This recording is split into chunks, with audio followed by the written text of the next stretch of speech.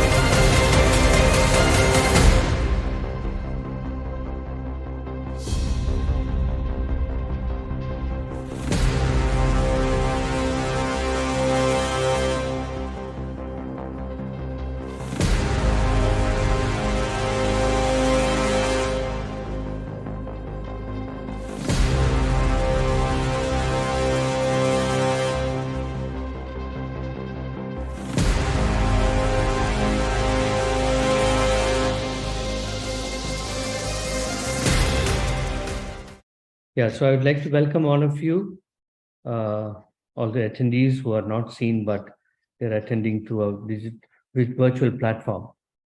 And today we have as the first speaker, Professor Nicholas Schapper, who's the chairman of IWGDF and the ISDF. And we have our chair from Europe, Robert Ancini, and our president-elect, Abbas. So Abbas, you can say a few words and then pass on to Roberto. Thank you very much, Vijay. It's my pleasure and honor and a privilege to be part of this, to have International Working Group presenting and doing this. You are all most welcome. Thank you very much. Roberto. Thank you. It's a pleasure also for me to stay here with you in this day, a good diabetes day. We talk about awareness and education. Our role in this moment is to improve these words that have a different significance in the different means in a different person. For example, in a healthcare professional, in the patients, in the government, or in the caregiver. So it's so important that DFood International put all together to improve this aspect. And this is very, very beautiful. I thank you to International Working Group Diabetes Food to improve a guideline, because based on the guideline we can go over for diabetes food management. Thank you, and a good Diabetes World Day. So the first speaker is Professor Nicholas Schapper, who will be talking on general process and methodology update. And the topic for today is shaping the IWGDF 2023 guidelines, creating evidence-based and clinically relevant guidelines on diabetic foot disease. So on to you, Professor Schapper. We're honored to have you. Thank you very much, Vijay. It's an honor to be able to be here and that you give us the opportunity to present the work we are doing and have been doing on the guidelines, which for many years now also have been a collaboration with DFood International. And we appreciate that collaboration very much because you helped us in implementing the guidelines and reaching our target audience. And quite a few of the DFood board members and other members are actually also closely involved in formulating the guidelines. So I think this is a very fruitful collaboration, and if I speak on behalf of the whole International Working Group Diabetic Food team, we are very honored to be here. And I welcome also the participants, of course, very much. In my country, it's a beautiful day, blue sky, sun is shining. So I hope it's the same with you. And then I'm very much amazed that you're willing to give up your weekend day and to spend some time with us on this topic, which, at least for many of us, is something which we are, how do you say that in English? We are so motivated to improve the care of our patients. So I'll give you a brief outline about the history of the guidelines. I'm trying to now get the next page. Yeah. Why actually do we need guidelines on the diabetic foot disease? Well, there is a rapid increase in knowledge in many of the fields related to the diabetic foot, be it infection, be it peripheral arterial disease, wound care, prevention, etc., etc. And you can see that here on this slide. In the 80s, last century, we only had 30 publications on the diabetic foot. And in 2020, when I made this slide, that increased dramatically to 1,407. So we're all flooded with a lot of knowledge, with a lot of publications, some of poor quality, but also quite a few of high quality. And we have to integrate that into our daily care. So we as clinicians have been flooded by so many different specialists from so many different fields with their knowledge, with their way they think we should tackle the problem. We have to integrate that in a multidisciplinary guideline on the diabetic foot. And to be enabled to treat the patients successfully, there are conditions for successful management and prevention of a diabetic foot ulcer or other problems related to it. And that's, of course, that you have a team which speaks the same language, which has the same goals, which uses the same way to classify a patient. You know, if I talk about an infection, but the surgeon has a completely different viewpoint what an infection is, then we have a problem, as shown here in this slide. So we have to align all the different members of the team, and for that we produce multidisciplinary guidelines on all the various topics of the diabetic foot. We started in 1996. You can see that here on the left side with some people are still involved, but now in a much older version, like Jan Appelquist, myself on the left. And of course, it all started with Karel Bakker, who took the initiative and got people like Andrew Boulton and others on board. And here on the right, you see it how we did it in those days, sitting in a dark room, a cellar somewhere in a hotel, and then producing guidelines. We called evidence-based, but nowadays we would say they were expert opinion-based, although I was not very much an expert at those days. And for instance, for 2019, we could only do all that work because we had sponsors of the industry, and we are very grateful for them for doing that, because without these sponsors, it would not have been possible to produce these guidelines, because we are a completely independent organization. And of course, the price for that is that we do need external support, and that has been given without any condition. That's by the various sponsors shown here in 2019. And again, we have a list of new sponsors coming up for the next guideline. And that's what I'm going to talk now. In the next guideline in 2023, we will have practical guidelines, guidelines on prevention, offloading, peripheral arterial disease, infection, wound healing, Charcot, that's a new chapter, classification, and then a chapter on how we did it, the development and the methodology. And all these chapters are based on 11 systematic reviews, and we have a chapter on definitions and criteria. So we speak all the same language, as I mentioned earlier. And these are all the people involved in the guidelines. So we quite a lot of experts. And of these people shown here in this slide, I can't name them all. We have an editorial board. Because of time, I won't mention them too, but many of the editorial boards are here present. We have 7 working groups on these different chapters I just shown.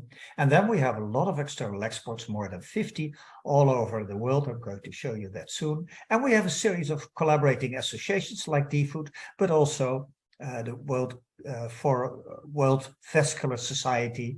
We have the American Infectious Disease Association. They're all involved in these working groups and help us formulate our guidelines.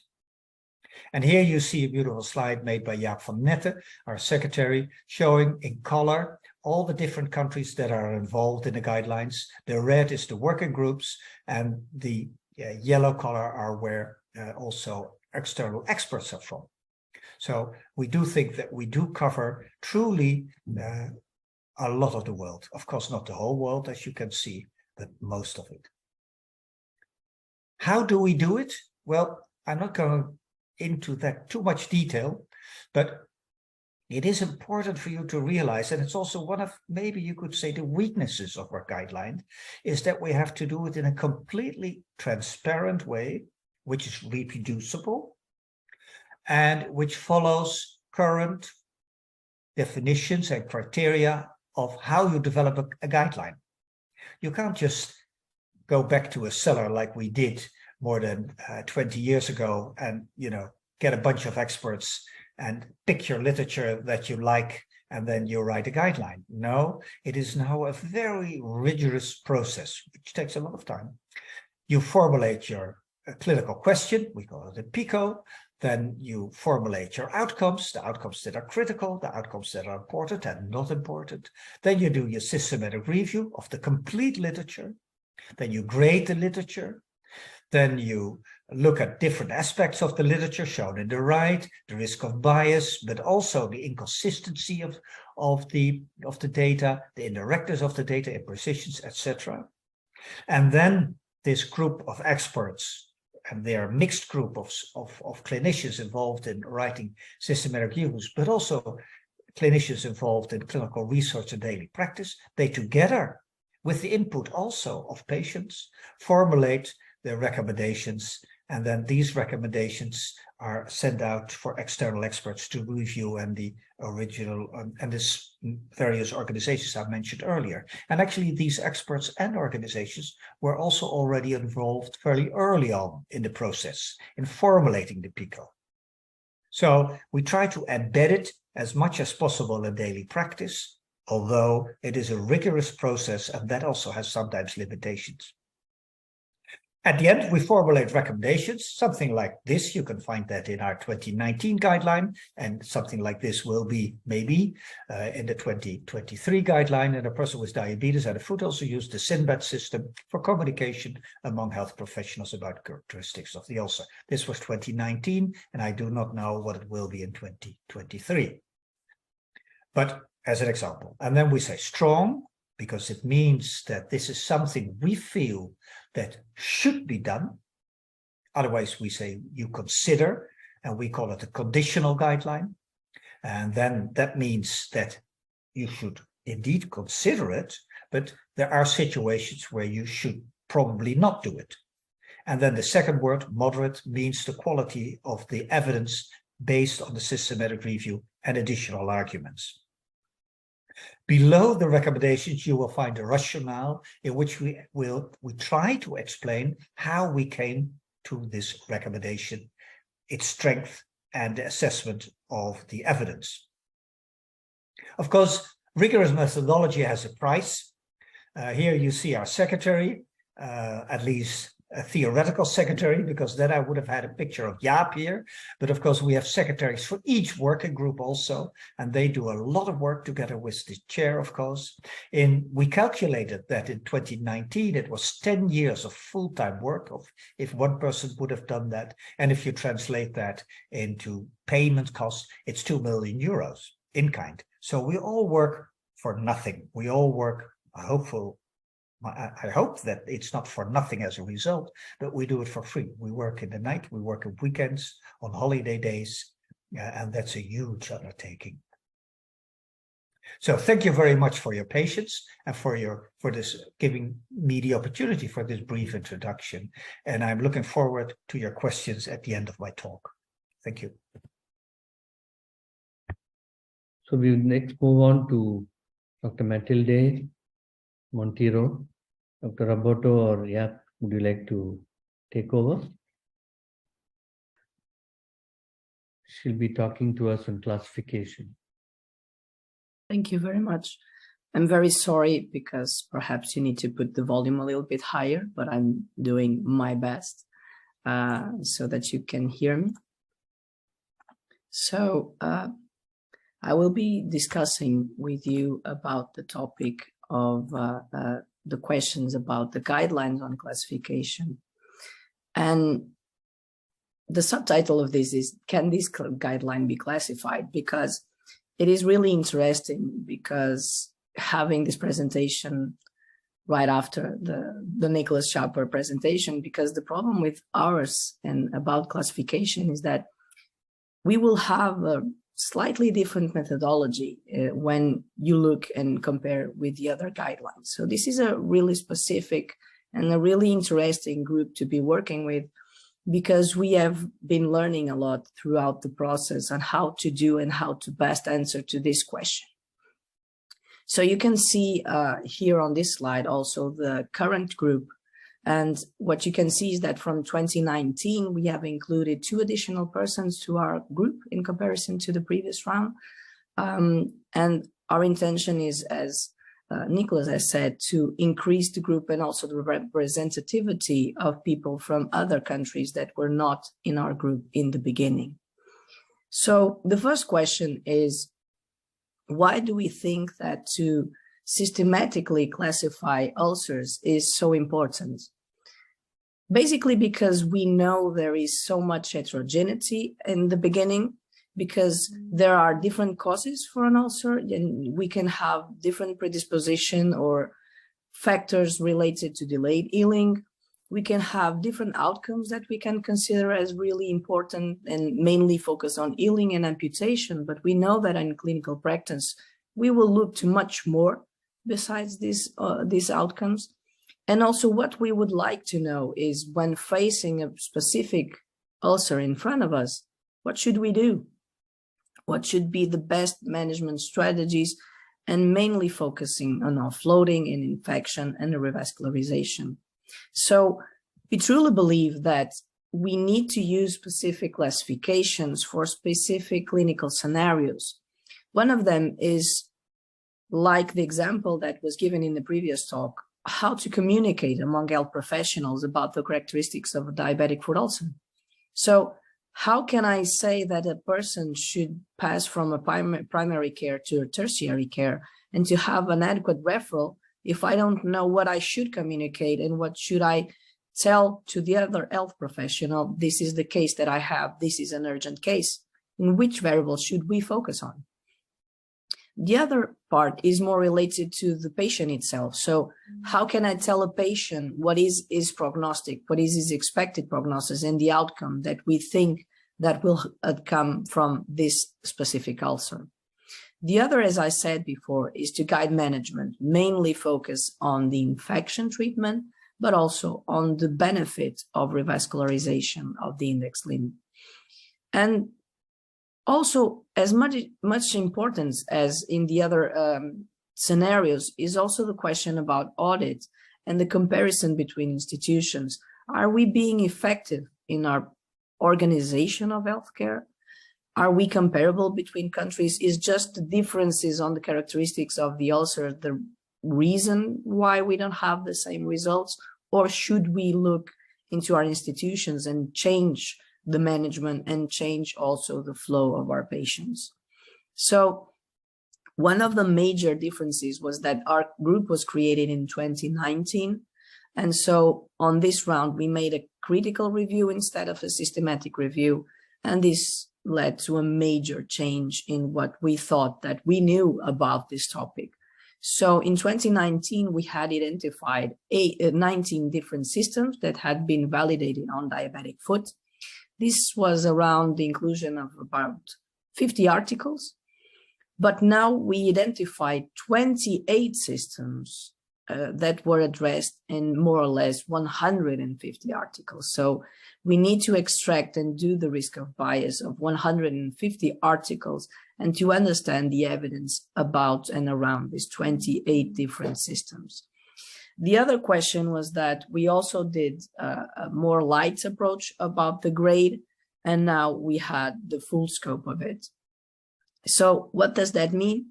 First of all, to have a really good selection of what we consider as critically important outcomes.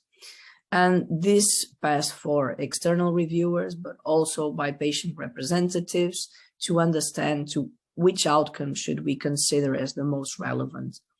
And you can see in here that besides the most directly linked clinical outcomes like amputation and healing, we also looked at the impact of classifying adequately on hospitalization, survival, and also health-related quality of life. Also post-baseline ulcer clinical outcomes like being free of another ulcer and being free of an amputation. But another question and aspect that is really, really relevant around this topic is about the usability and also the use of resources to be able to apply a specific classification or system. So first of all, we need to understand that we will have two completely different tools. One of them is the classic classification, so a descriptive tool that was created to divide patients into groups. But we need to understand that this will not necessarily be related to the risk of adverse outcome. It's just a way of splitting people in more homogeneous groups, but not specifically with an increase on the likelihood of having a specific outcome. The other nature of systems that we have are the scoring systems, and this will attribute a scale, and each factor and the contribution of each will be amalgamated in combination with each other, and they will produce a numerical, usually a numerical score that with the increase of that score, we will see a different likelihood and a higher likelihood of risk of adverse outcomes. So the question is that we will not be looking for interventions. Our group will only look at prognostic studies. And so what we will be focused is on predicting the future course of events following the onset, on this case, of that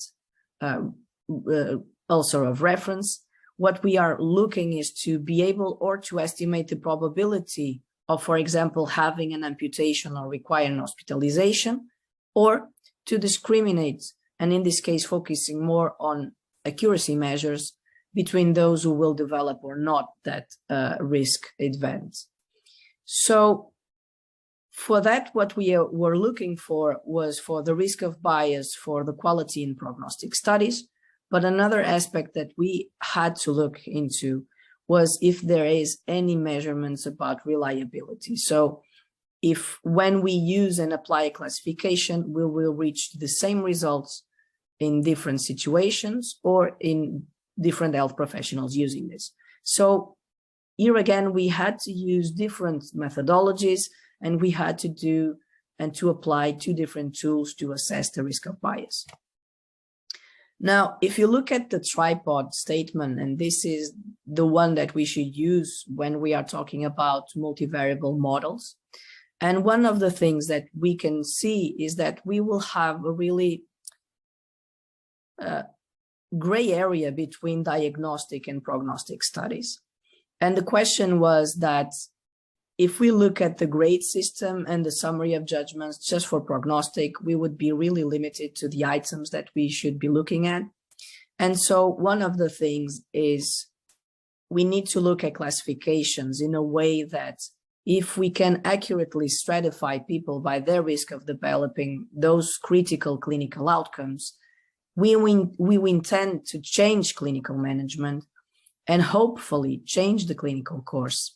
So we need to look at the classifications in a way that if we stratify people, we can do better, and so we can prevent outcomes. And so we also need not just to look at the accuracy, but also to the effect of that test on clinical management. If this will really relate and have an impact on our clinical care. And so the other thing that we really need to look into is about at what costs and to whom. So do we consider that the resources required are reasonable? Do we think there is any type of cost effectiveness about using this strategy to make our decisions? Do we believe that this will have an impact on health equity and hopefully improving it? And the other question is on health professionals. Do we think they consider this as feasible and acceptable? So as we can see in the classification groups, besides having 28 different ones, we need to look at the evidence that exists mainly for accuracy, but we need to think on much more if we want to decide in which classifications should be used for 5 different clinical scenarios. So we will have a really rich discussion in our guidelines. So one of the things that we keep the same conclusion is that we believe that there will never be a single classification system that could be used for all the scenarios. It should be the only one used. And so we will still have recommendations for different ones. The problem is that the vast majority of our classifications had 1 or less externally validating studies and no reliability assessment. So the available evidence is really, really low. We had no system with moderate or high certainty of evidence. So those subjective items had a really high weight on our decisions. And so we thought that only 6 out of those 28 were considered as potentially useful for any of the clinical scenarios and for current clinical use. And so the main message is, yeah, we're still working on the recommendations. We believe that changes will happen between our previous round and this one. But one thing we know for sure, please don't do another one. Look at what already exists and please give us more evidence so that we can make better recommendations on the previous round. So we will depend on your work. So thank you very much for your attention. And if you have any questions, please feel free to do it. Thank you, Dr. Matilde, for all the hard work that you have done for the 2023 guidelines and for taking part today, in spite of the fact that your throat is not all that okay. So, Abbas? Yeah. Want to introduce? Yeah, the next speaker is Fran Gem, Professor Fran Gem, is a diabetologist from consultant diabetologist at the University Hospital of Derby. And she's one of the part of the international working group consensus. And she's representing wound healing group.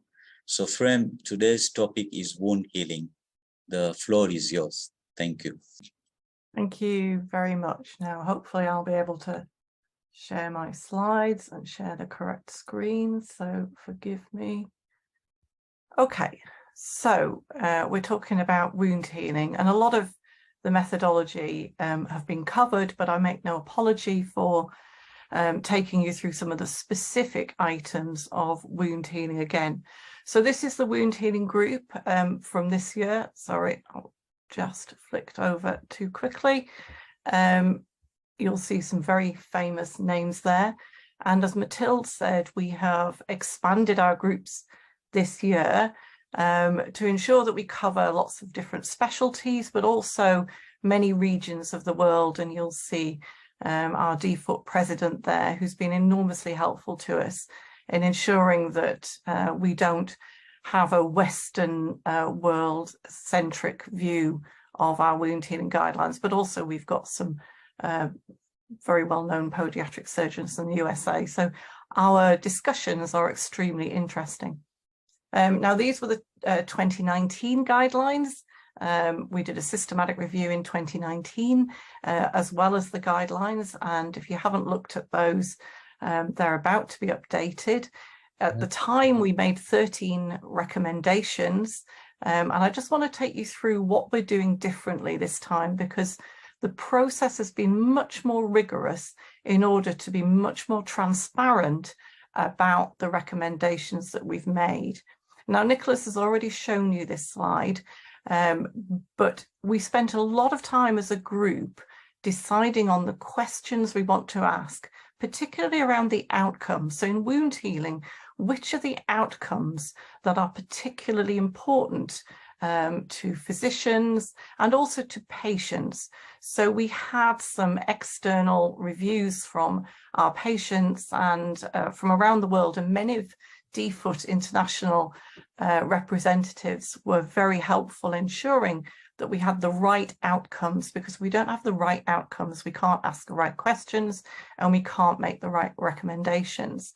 So that was a really important stage. We spent a lot of time on that, making sure we were asking the right questions, so that when we go to the literature, we're looking at the right studies to answer these particular questions.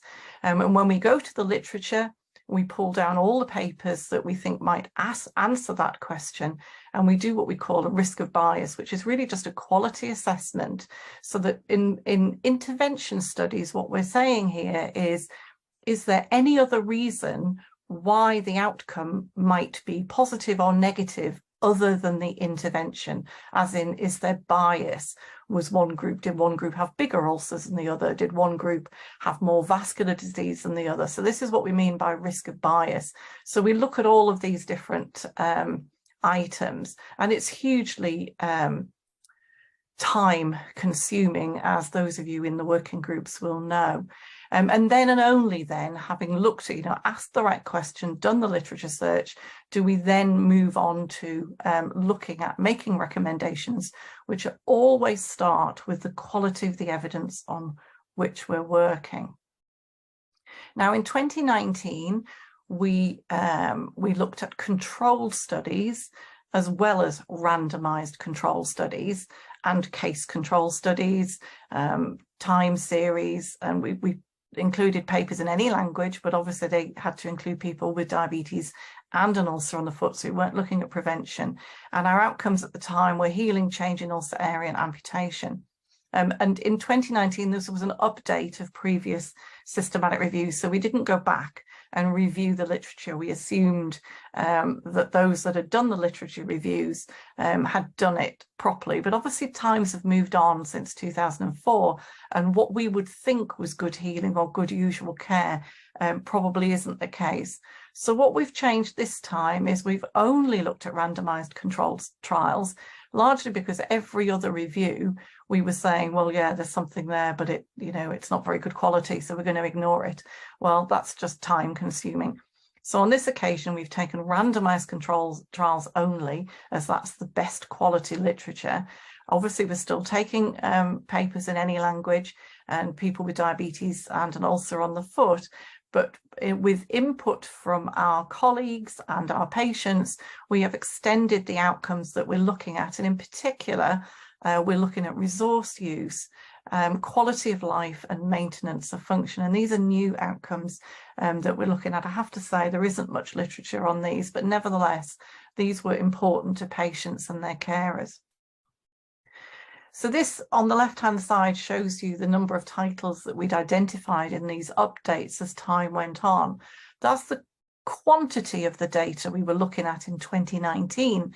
The quality was not quite so good. And in fact, when you think this was the world literature since, publications began and PubMed was available, in any language, in 2019, we only had 284 control studies, with only 172 of those being randomized. So everything we do in terms of wound healing is actually based on a very, very low number of randomized controlled trials, and actually the quality of that is very poor.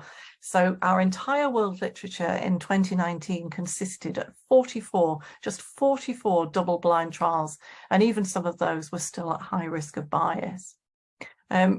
We thought we would perhaps get a slight increase in the number of studies we were looking at, and we've screened now over 11,000 titles. and we've pulled over 600 papers for review. These are randomized controlled trials. We were only looking at randomized controlled trials. We think we're going to include around 450 studies. And what we're doing is we're starting again with our evaluations. We're also looking at slightly different categorization of studies. We've re-looked at the way we group studies. So previously we had 11 different categories with subcategories within that. And so we've rationalized that a little bit. We now have 10 different categories, but again, there are subcategories within those. So we've just rationalized things a little bit to make things easier to read in the guidelines. So when we've got all of our papers and we've looked at the subcategories and people have groaned at the amount of work, we then do our risk of bias assessments, and we're using 2 different scales, the Cochrane-Sign risk of bias assessment, which is a standard one for all controlled trials, and also the 21-point checklist, which has some specific questions for diabetic foot disease. And all of our papers have to go through this assessment, and they all get a score. And as I say, then and only then, when we've put all of that together in our systematic review and evidence tables, do we then move to the interesting bit, and that is to look at the recommendations. I've just blown this up because, as I say, we start with the quality of the evidence and then looking at whether any of the interventions could potentially cause harm. You know, there are certainly some harms for some intravenous interventions potentially, and do those 2 things outweigh each other? The values and preferences, well, that's covered. We've looked at the outcomes. We know that that's covered off by our expert opinion, our patient groups. But in particular, we're really spending a lot of time talking about feasibility, equity, and acceptability. And this is where our DFOOT International colleagues have been exceptional in their advice, because what we think is feasible and acceptable is not necessarily what patients across the world will think is feasible and acceptable. And obviously, interventions that require have a cost, perhaps repeated testing or expensive interventions, may not be equitable in all healthcare settings. And we also look at the total resource use. So that's a really important step, and we're spending a lot of time on that now, but it all starts with the evidence. So I say in 2019, we had 13 recommendations. We're not quite sure how many recommendations we're going to come up with in 2023. They're going to be subgrouped, but quite possibly a lot more. Well, I know more than 13. What we do say is that anything that you put on the top of the ulcer has to be done in addition to best usual care.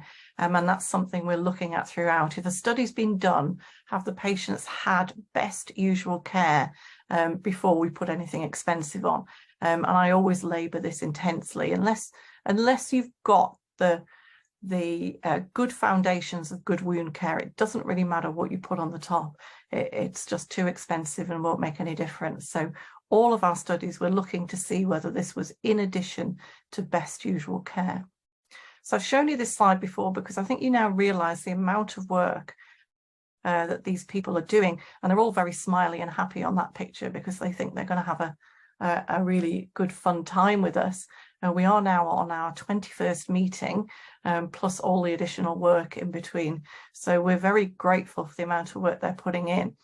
This is the reality. This is a Zoom meeting late at night for some people in Australia, those that are falling asleep, and the sort of shell-shocked looks on some of their faces.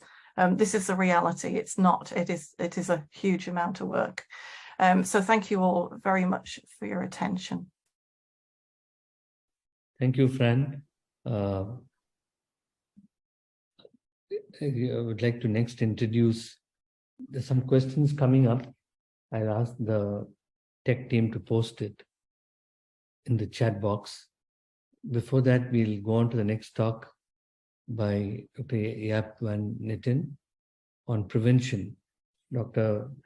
Van Jaap Nitten is the main coordinator of the editorial board, and he's working at the University of Amsterdam and in the Department of Rehabilitation. And he has been the sort of the brain behind the editorial board. So yeah, welcome to you and thank you for organizing this meeting with the Food International. On to your talk. Thanks so much, Vijay. My slides should be visible for all of you, unless, and if they're not, then Vijay, please interrupt me. Yeah, it's visible. Great.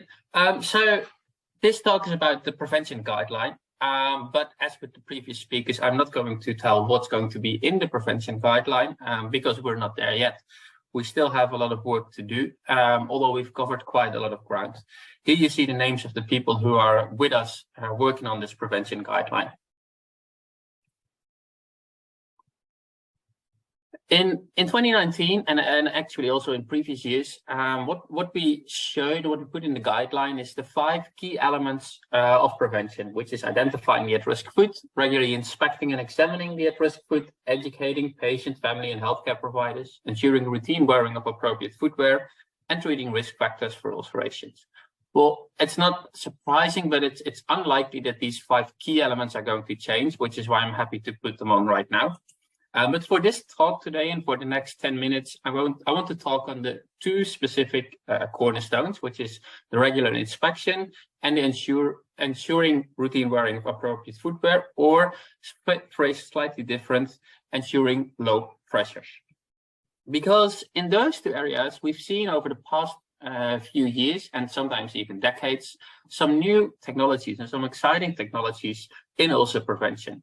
And I think technologies is a really great tool in ulcer prevention because it helps us to bring in industry. And while we're not envious at all of Frank Game and the wound healing group having to go through 400 RCTs, on the other hand, we would really like to have 400 RCTs in the field of ulcer prevention because we've seen around 8 to 10 published over the past 4 years, which means there's only 2 or 3 RCTs on ulcer prevention on a yearly basis. So everything that we do in preventing these ulcers is based on very limited evidence, and we need much more science and we need much more studies to properly know what we're doing in ulcer prevention. And I think technologies are an exciting topic and may be able to help us. And if we're talking about regular inspection, the key technology here is, can we improve this with temperature monitoring? Can we improve self-examination and self-management? And on the 4th cornerstone, pressure offloading, the question obviously is, can we improve pressure offloading by continuous pressure monitoring? And in those 2 areas, we've seen new technologies. And what I'll do in this talk is present some of the results of our systematic review.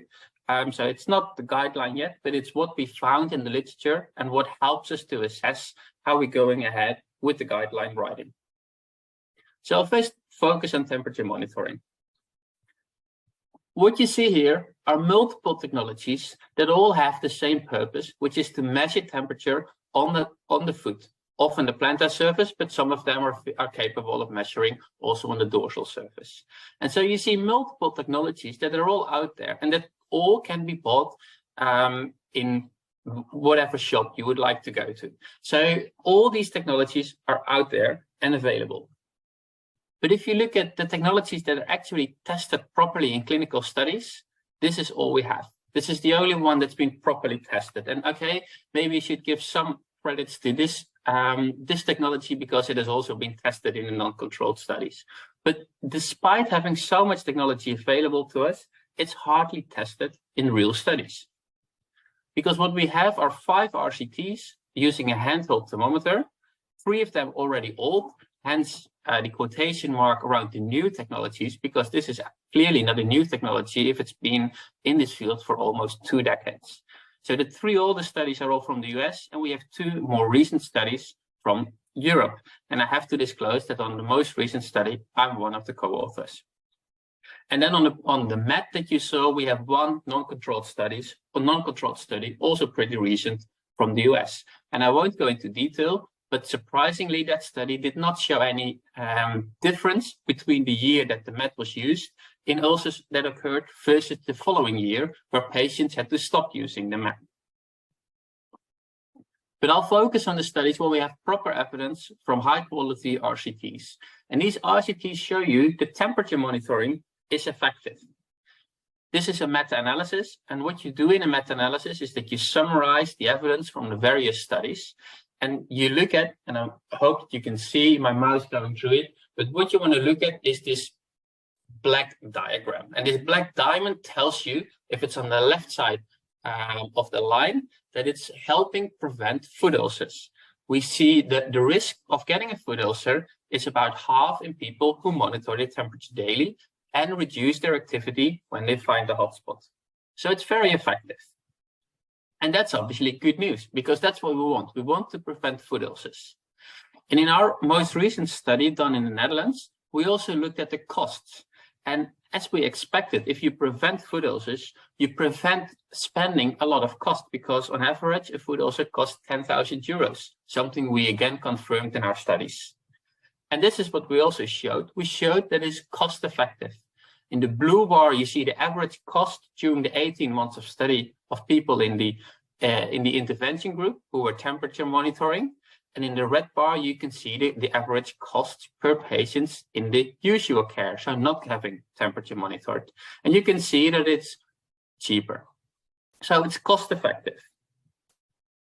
But then there came a big but in our study, and something that we did not expect in advance, because we expected, if you prevent foot ulcers, that you will also improve quality of life, because a foot ulcer reduces quality of life. But surprisingly, what we found, and on the left-hand side, you see again the cost, but here now focus please on the right-hand side, where you see the quality of life. And again, the blue bar is from the intervention, the red bar is from the control. And this time, the intervention being lower than the control is actually not a good sign, because it means that quality of life is reduced in the people who were monitoring the temperature on a daily basis, even though they were not getting the foot ulcer. And this difference was especially markedly seen in those patients who did not get a foot ulcer. We're currently analyzing that in more detail, but we also published a paper on looking in more detail at the adherence. And what we found is that 43% of the participants stopped measuring, and the primary reason to do so was the physical and the mental burden of having to measure the temperature daily without getting any foot ulcer. Because still, even though many people do get a foot ulcer, the majority of patients do not get a foot ulcer. And having to do something on a daily basis and not getting any outcome, that seems to be causing a reduction in quality of life. And a reason to be cautious with implementing new technologies in patients' lives, because these patients already have so much self-management going on and have so much technology around themselves and around their diabetes care. And if you look in our and different studies, we saw that the adherence on average was between 61 and 91%, which is quite high. But that was the adherence to measuring the temperature. But if you find the hotspot, you also have to change your activity. And there we found that the adherence was really low. So those patients who did not stop with the temperature monitoring also not often did not reduce their activity, even though they found a hotspot. So even though it's effective, it's questionable if the effect is really due to the technology or if something else is going on here. So summarizing all of this on temperature monitoring, what you see are multiple technologies. And the one technology that has been properly tested is effective and is even cost effective. But what you need to do in a guideline, but also if you look at clinical care, is you need to be aware of the many untested technologies that have never proven any effectiveness. You need to be aware of the burden for patients of having to do something on a daily basis while not getting an outcome. You have to be aware of the non-adherence to activity reduction when they do find a hotspot. You have to be aware that participants may quit, and the harms that it can do to patients in reducing their quality of life. The second technology that I'm focusing on is going to be a bit shorter because we have much less evidence, and that's pressure monitoring. Continuous pressure monitoring is thought to be a really good tool in ulcer prevention because pressure is causing the ulcer. And if you give a patient a warning that the pressure is too high, then you may be able to prevent the ulcer. And again, you see that there are getting more and more technologies on the market. But again, we only have one system that has been clinically tested in an RCT. But with this system, even though it's been tested in an RCT, you need to be aware that this system does not measure at the level of the skin. So it's put inside the shoe, and then the insole is put over it, and then it measures below the insole. So the pressures that you measure with that system are not the pressures at the level of the skin, while the pressures at the level of the skin are the pressures that causing skin breakdown. So we're not really certain what this system is actually measuring. And the second thing is this system warns you when pressure exceeds a threshold, but that threshold has never been validated in people with diabetes to be a threshold that causes food ulceration.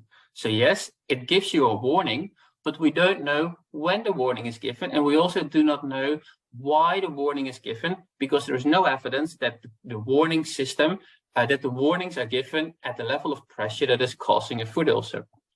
And the third problem that we have that is around with this system is that those pressure measurements and the validity of the pressure measurements have never been made public. So there is no publication, there is no evidence at all that shows us that it measures accurately, reliably, and validly the pressures that it's measuring. So it's some sort of a black box, and we don't really know what it's doing, but it's been tested and the RCT is out there. So we definitely had a good look at the RCT because they showed some interesting results. And the title, as you can see here, claimed that it helps prevent food ulcer recurrence. But disappointingly, if you go into the paper, you can see that the system is actually not effective, because in the intervention group, 4 people presented with ulcer recurrence, whereas in the control group, 6 patients presented with ulcer recurrence. And that difference was clearly statistically not significantly. It's probably a difference likely by chance. The reasons these statements are made are because some of the patients in the control group presented with multiple ulcers, and ulcers were counted double. But the key message is that this system is not effective right now, the way it's been used in that specific study. And similar to temperature monitoring, what you see in this one is that more than 50% of the intervention group dropped out, stopped using the technology. And again, it's because the technology can be a burden to patients. So technology is really helpful, but it seems to be that at least 50% of patients will stop using it relatively soon. So it may not be helpful for all, or perhaps it's not helpful for most. So summarizing pressure monitoring, what we're seeing is that it's currently not effective. And please be aware when looking at these systems of exaggerated claims of effectiveness, the burden for patients, the non-adherence to the device use, participants quitting, and the harm that it may cause patients. So pretty similar to temperature monitoring. So to sum it all up, there are exciting new technologies that may help us in prevent food ulcers. And these new technologies still hold promise. But there is a big but, and you should be aware of all the buts that play around these technologies. These technologies are not a panacea. They're not going to solve all our problems that we see in food ulcer prevention. They may help in some patients, but we have to study them much more cautiously and much more rigorously to understand in which patients these technologies may be helpful. And with that, I'd like to end this talk. Thank you all for your attention, and give the microphone back to our president, Vijay. Thank you, Jaap. I think prevention is very important for especially the developing world. And I think you have addressed all the preventive aspects. Because of the increasing cost, I think the developing world needs these guidelines. And you have really told us about the preventive guidelines. I'll request our European chair, Dr. Roberto, to introduce the next speaker. Okay, the next talk, I like to introduce Eric Seneil from Nancy, that spoke about a very topic problem, infection. Please, Professor Eric. Okay, thank you. Thank you, Roberto. Thank you, everyone. So my talk is about the guidelines on infection.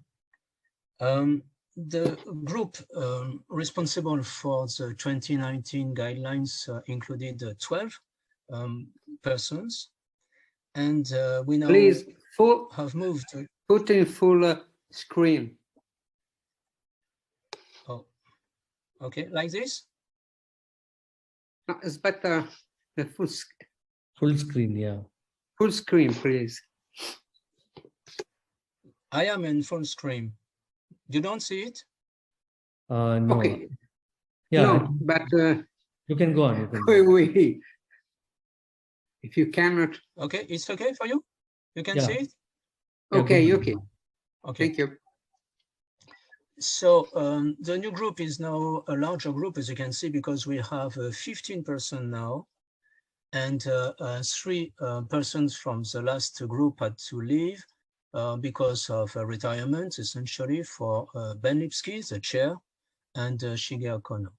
So the main point is we now have 6 new members, and this is to me very important because the new members are able to discuss and debate about what we've written in 2019. This is the first point. The second point is, as you can see, we have now a referent on methodology we didn't have in 2019, Zaina El-Balawi. And this is very important, in addition to the fact that every members, and this is new compared to 2019, have been trained to use the GRADE program to look at the data and to go from evidence to the recommendations. And this is highlighted. We now have, and to me, this is probably the main event regarding the constitution of the group. We now have 3 members that who represent the Infectious Disease Society of America.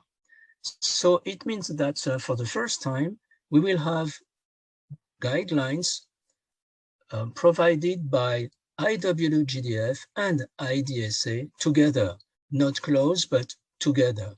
3 members, Maji Al-Hassan, Ginevra Lison, and Oran O. So 2 ID physicians and 1 radiologist. And in addition to these 3 members, and Zaina El-Balawi, we have now Ilke Oeske, an ID physician from Switzerland, and Zhang Rong Su from China, 2 infectious disease physicians.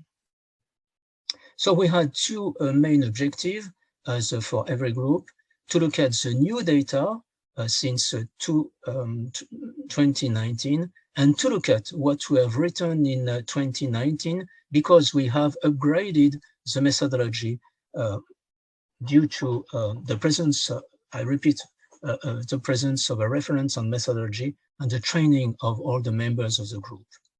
You probably remember that the IDSA provided a guideline for the diagnosis and treatment of diabetic photosamolitis.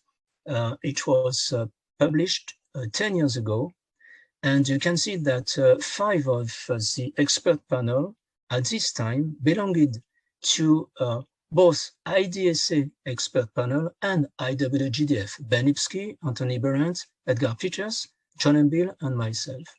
And in the 2016 guidelines from IWGDF, you can see that almost about half of the participants belonging to the IDSA. So it's not surprising that the recommendations from the guidelines of IWGDF and IDSA at this time were very close. So it seems really logical to have guidelines provided by both IDSA and IWGDF at the same time.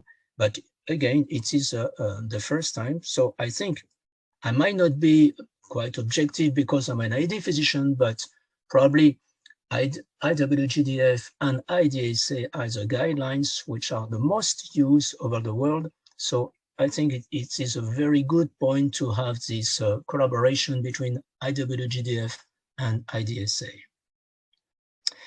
So during the period 2019 and 2023, new papers emerged. Eric, we're Sorry? still seeing slide number 3, and I think you're at slide number 6 in your talk, but we're in the screen, we're still seeing slide number 3. I don't know why. Yep. You cannot see the slides. I can change because. No, we see the slides, but not the presentation. I don't know why yet. Yeah, now we see something changing. So maybe if you just stick in this screen and then click through it, because now we Okay. can see. Okay. Yeah. Okay. So I do not put in a full screen.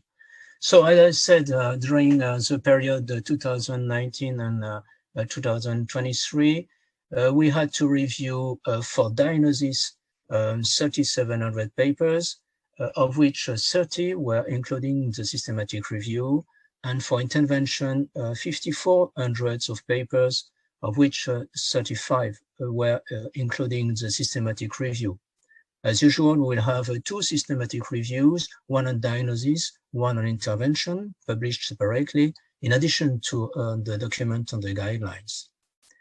So compared to the last round, we could not have physical meetings because of the COVID-19 pandemic. So we replaced, if I can say that, the physical meetings. But during the last round, we only had 2 physical meetings. And you can see that we replaced these physical meetings by 10, 3 in 2021 and 7 in 2022.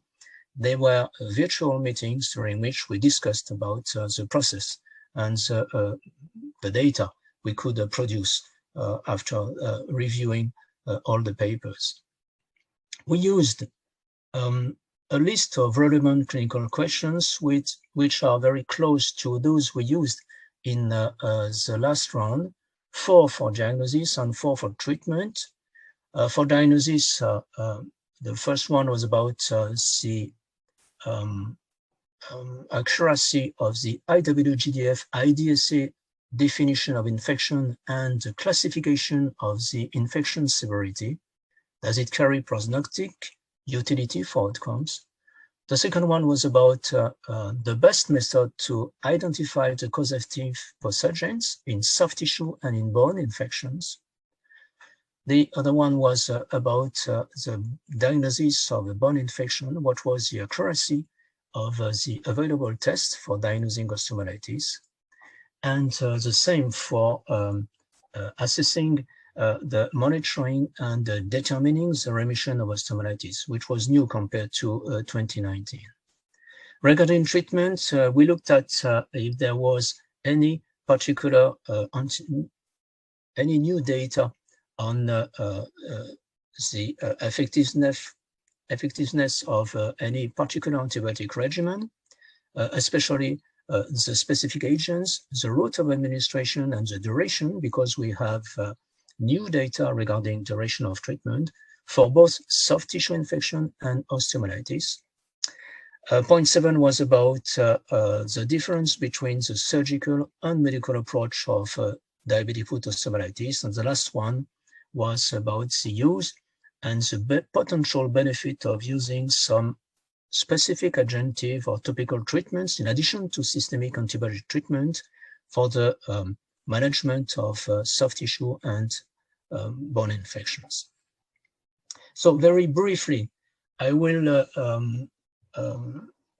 look at the evidence statements we had, not recommendations, because recommendations are still under discussion.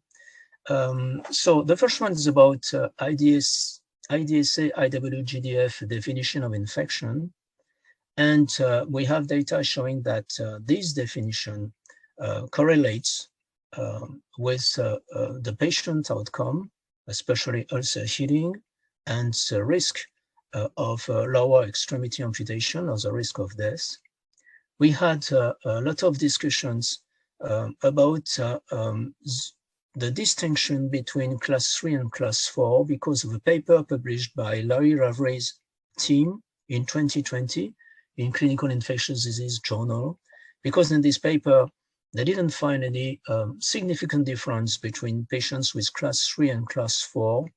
But given the fact that it's a retrospective, unique study on this point, we think we should not modify the current classification. And the other point was about the use of the systemic inflammatory response syndrome, the SIRS, or the sepsis, which is the definition of sepsis provided in 2016 by the International Group on Sepsis.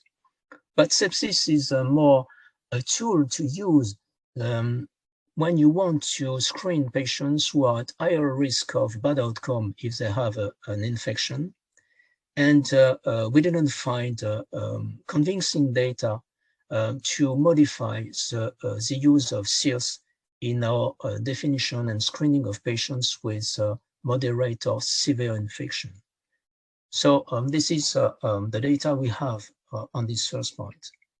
The second point is about microbiological diagnosis of infection.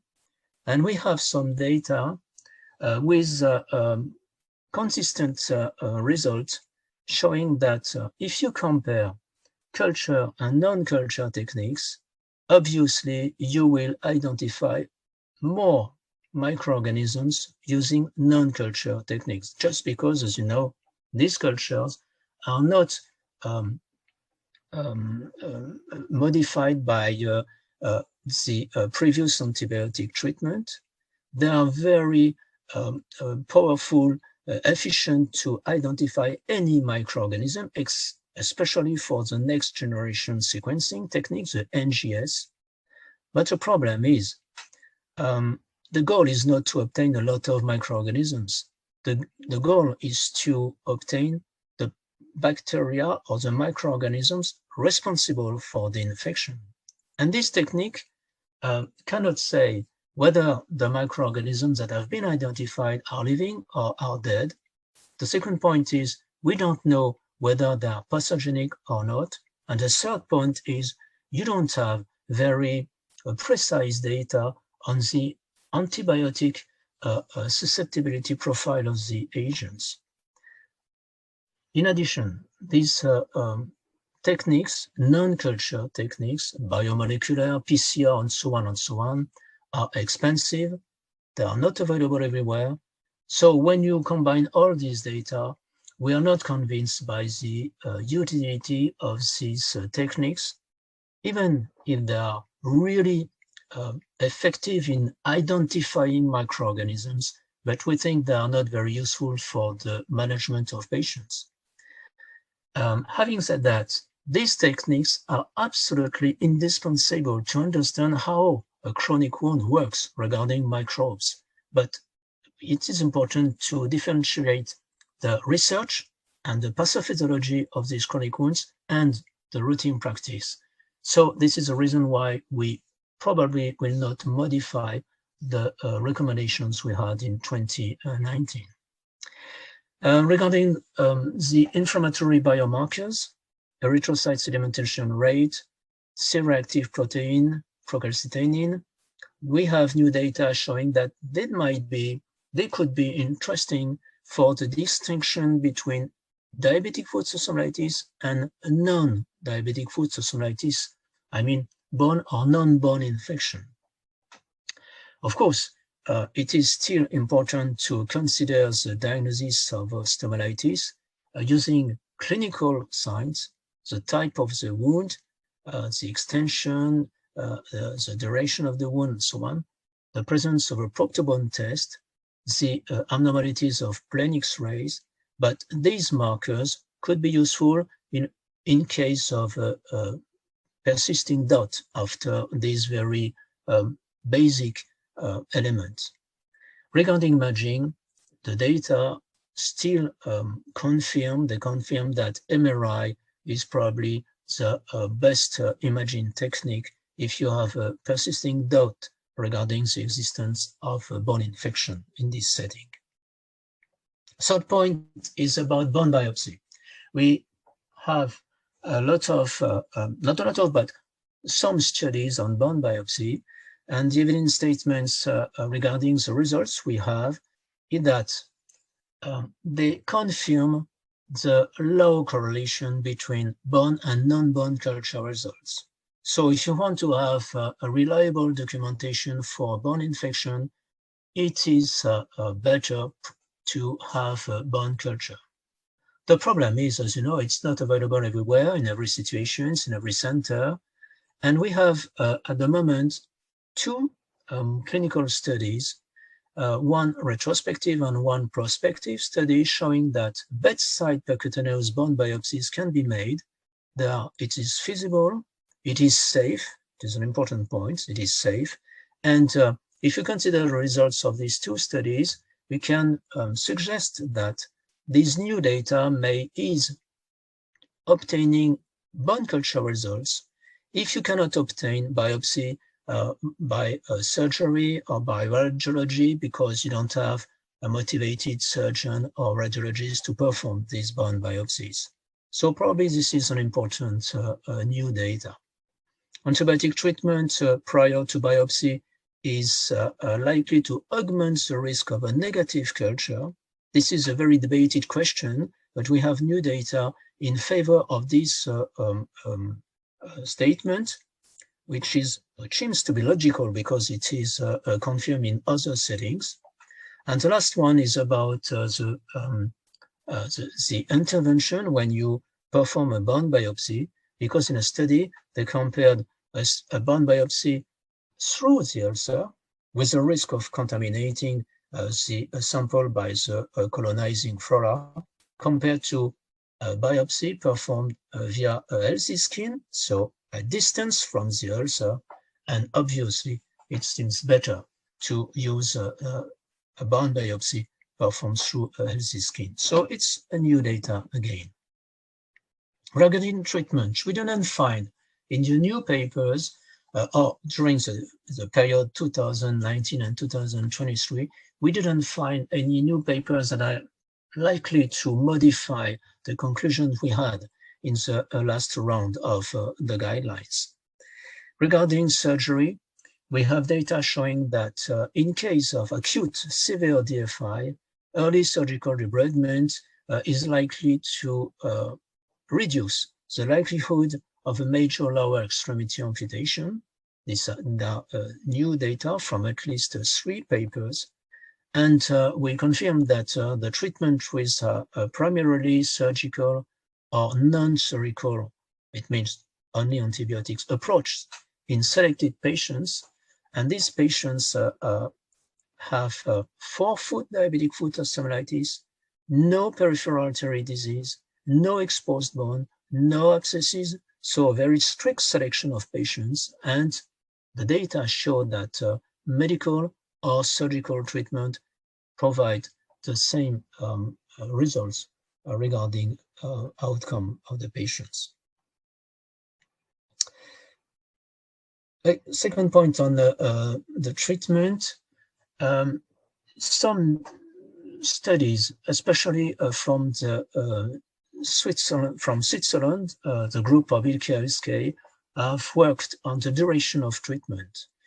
We have data showing that in patients with moderate to severe soft tissue infections, a post-treatment, which is a post-debridement after surgery, antibiotic could be 10 days, and they compared 10 days to 20 days and didn't find any significant difference. So we have these data to precise the optimal duration or the minimal duration of treatment after surgery for severe, moderate to severe DFI, soft tissue DFIs. Regarding bone biopsy, we have a new study showing that we can use only 3 weeks of antibiotic treatment, systemic antibiotic treatment after amputation for a DFO if the bone margin culture is positive, and if the treatment is, if the patient is treated without any bone resection, the maximum treatment, according to only one study, is still 6 weeks. And the last one about treatment is about the adjunctive treatment. Again, we didn't find any new data that are likely to modify what we recommended in 2019 regarding the use of a topical treatment. I mean topical antibiotic, because we restricted our systematic review on antibiotic and topical antibiotic. I mean cream, sponge, a gel, even loaded antibiotic cement for the treatment of diabetic osteomyelitis. but we didn't find any study that are that show a benefit, a significant clinical benefit using these adjuvant treatments. And we are still waiting for the results of the VA Intrepid study, which is a randomized control study on progress in the US at the moment. They are comparing rifampin and no rifampin for the treatment of staphylococcal diabetic foot cellulitis. But at the moment, we don't have a result showing that we should or should not use rifampin. So at this moment, we don't have a clear conclusion regarding the use of rifampin in these patients. So this is a very brief status of the evidence statements we obtained after reviewing all the papers. And we are, as I said, still working on the recommendations on the diabetic foot infection diagnosis and treatment. So thank you very much for your attention, and hope to see you in The Hague in May 23. Thank you. Thank you, Eric. Abbas, there's one more talk by Yap on translations, after which you can take the questions. The questions are there in the chat box. Okay. Thank you again, Eric. It was very nice. The last talk is by Dr. Jack Wen again, and he's already been introduced, and he's a well-known personality. Everybody knows him. And his last topic is translation and implementations of guidelines. Welcome, Jack. The floor is yours. Thank you so much. I am opening my talk, which should be here now. So you've heard many talks about guidelines and giving you some expectations about what's coming up. But in this last talk, we want to focus on, well, guidelines and then what happens then? So what do we do as IWGDF, and what room is there also for many people in this audience and people all over the world to contribute? So guidelines and then. Because what you're seeing here is the guidelines being handed over by Professor Nicolas Schaper as chair of the IWGDF editorial board in The Hague to Professor José Luis Martinez on behalf of DFOOD International and Professor Bolton from the International Diabetes Federation. And so clearly this is a moment where the IWGDF hands over the guidelines to organizations who are in the field and who are doing a lot of the work in the field in implementing the guidelines and getting the guidelines further. Because translation and implementation is not something that we as IWGDF can do on our own. This really is a collaborative effort by all the organizations and all the people all over the world. And DFOOD International clearly is playing a major role here, looking only at the events, for example, they're organizing this week. So translation and implementation, what is there to tell you about? Well, guideline translation is something, because it's so closely to the IWGDF, that we as IWGDF coordinate and facilitate. But guideline translation is obviously done locally. I speak Dutch, which is the only other language that I speak besides English, and I can't translate the guidelines in any other language. And the same holds for various other persons. So we really need the local teams to do this. And what we prefer is that this is done by a national organization and a multidisciplinary team, because even in translating, even taking a literal text in English and translating it to the language that you speak, there is always subtleties involved. And because care is so multidisciplinary in the field of diabetic foot disease, we think it's important that this translation is done with a multidisciplinary team to make sure that the subtleties of your local language are accurately reflected in the translation. And doing this on behalf of or together with the national organization obviously strengthens the guidelines, the translated guidelines in your specific country. Because the IWGDF writes the guidelines in English, what we also require for any translation is that there's a copyright transfer statement. Yes, our guidelines are freely available, but the copyright is still there. But we want the guidelines to be translated. And so this is a mere formality, but it's one that we want to get right in order to prevent us from having problems later on. And what the IWGDF will do is check the guidelines. And even though I can't read languages, Google Translate is a great help, but it's also a good way to make sure that the IWGDF stays involved in the process of translating and seeing the final document that gets there. And that is the literal part of translation. But what you can also do if you want to go for a translation is that you can make a local adaptation. And I saw some questions already being popped up about the various different parts of the world.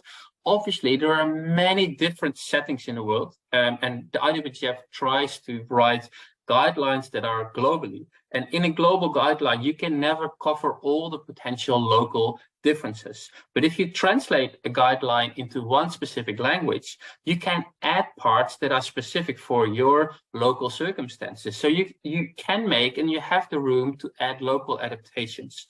But what we always stress in those cases is that those local adaptations are clearly different from the IWGDF guidelines. The guidelines are globally, the local adaptations are made by the local team. So if it's clear what the difference in local adaptations are, you have the room to make them and to add them.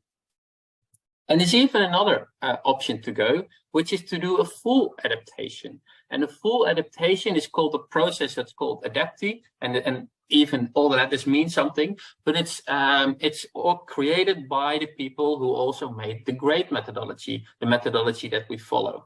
And we're pretty proud that there are already 3 countries that have followed a full adaptation round. And the reason that these 3 countries, so in an adaptation round, the first thing you do is you look at all the different guidelines that are available, and then you pick the one that scores highest in quality and lowest in risk of bias. And those 3 countries all chose the IWGDF guidelines as being the most extensive and the most high quality guidelines available. They followed an extensive process. You can read about it in their documents. And now in Australia, in the Czech Republic, and in Tunisia, there is a fully adapted IWGDF guideline in the local language, being English, but then for the Australian situation, being Czech, or being French for the Tunisian situation. You can find these adapted guidelines on our websites. And here you can see the booklets that they made by it. So clearly this is not a translation, but it's a more rigorous and much more extensive process, but still keeps the IWGDF guidelines at the core of these documents. A translation is a slightly easier process because what you do is you translate the current global guidelines into the language. And the 2019 guidelines have, in addition to these 3 adaptations, also been translated in already 12 languages. 11 are available, and the Indonesian translation will be made available in November. So they'll be online very soon. And if you look at the languages that it's now available in, being Spanish, Brazilian Portuguese, Chinese, French, and German, for example, what we cover with that is the local languages of more than 2 billion people globally. So the guidelines are available to all these people. And this is only possible thanks to all the efforts of all the local people who work in these translations. And here you can see what these documents look like, for example. And so you can follow the IWGDF layout, but you can also make it a slightly more version of your own setting.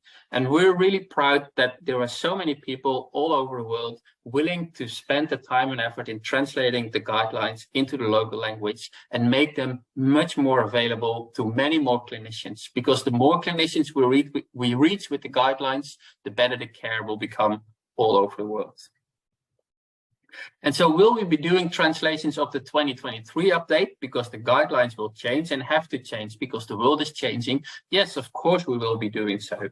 And if you're interested, we will be reaching out to those who translated in the past. But if you're interested after hearing this, please feel free to contact us in advance and we can start discussing the process and see what's available.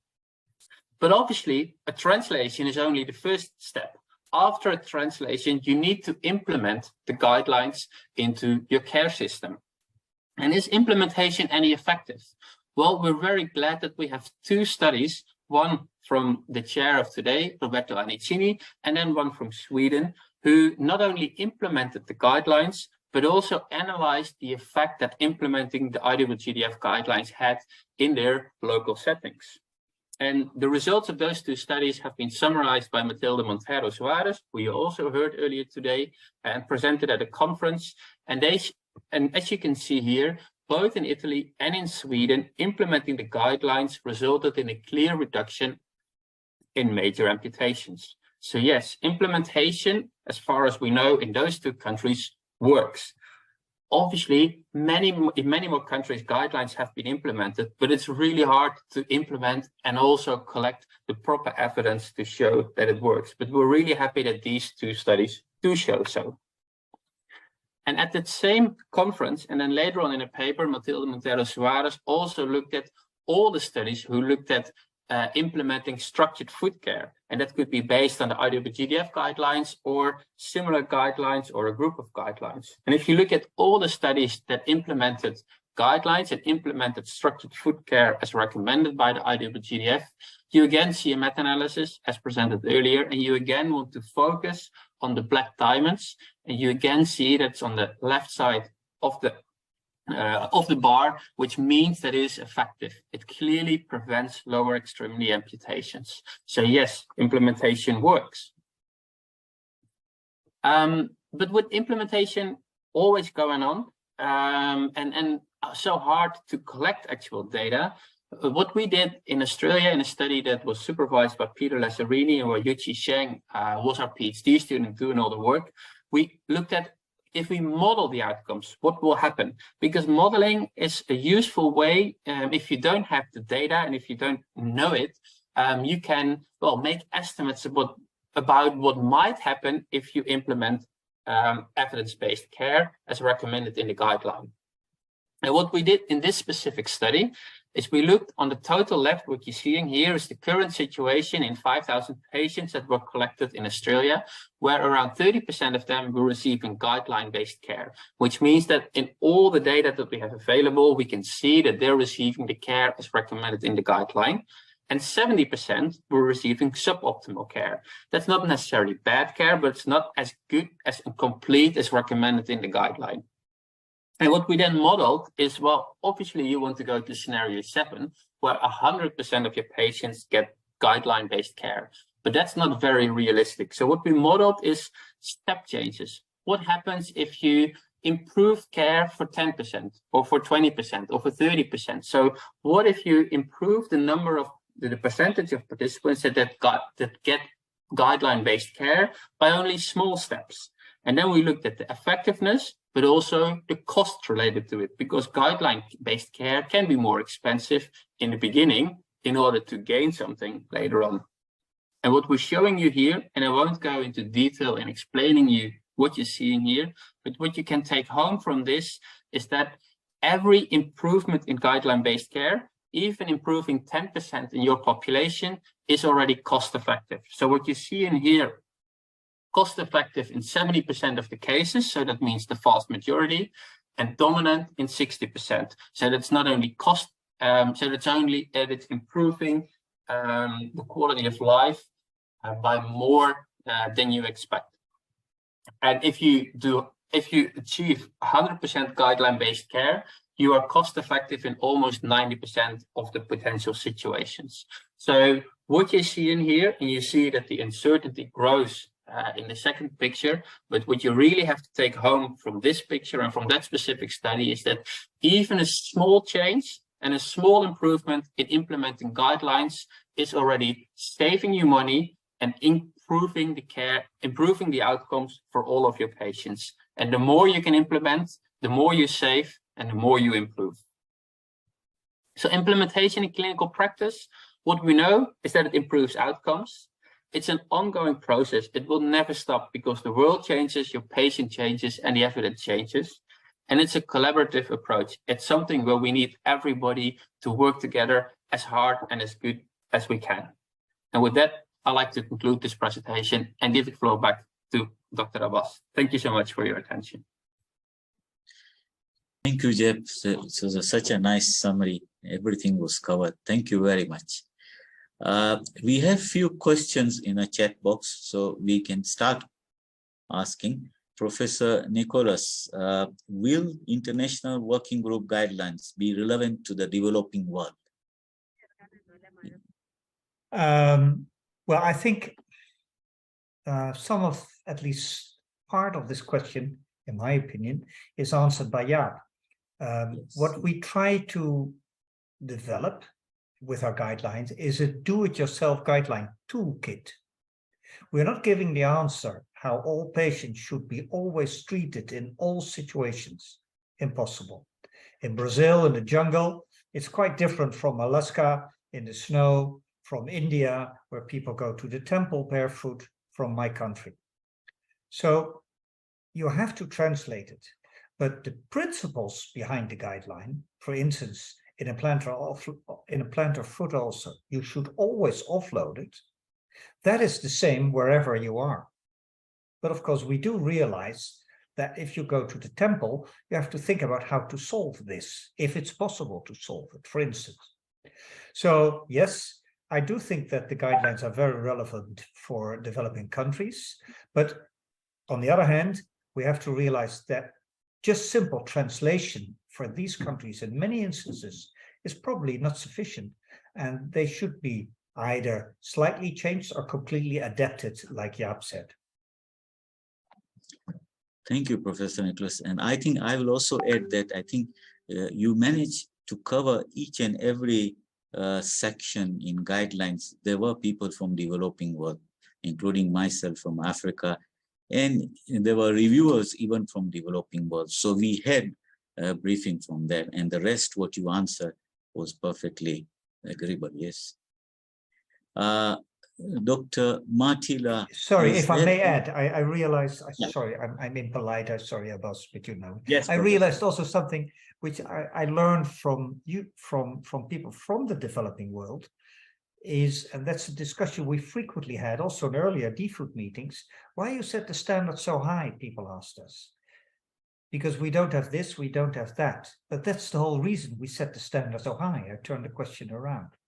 If we say that somebody with peripheral artery disease and severe ischemia should have a revascularization, of course we realize that in many areas of the world that is not possible.